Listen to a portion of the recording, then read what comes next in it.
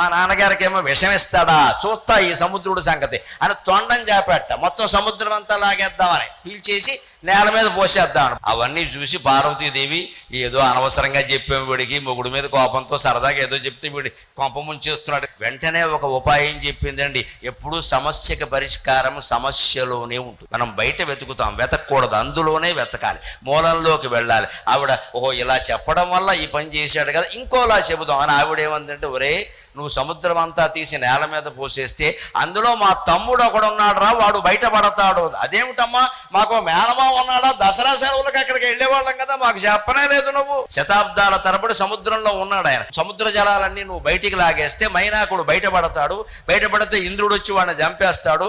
నాకు తమ్ముడు లేకుండా చేస్తావా, నీకు మేనమామం లేకుండా చేస్తావా అంట. తల్లిని తండ్రిని బాధ పెట్టే పని నేను ఎప్పుడూ చెయ్యను అని ఆ తొండాన్ని ఉపసంహరించుకున్నట్ట మన విఘ్నేశ్వరుడు.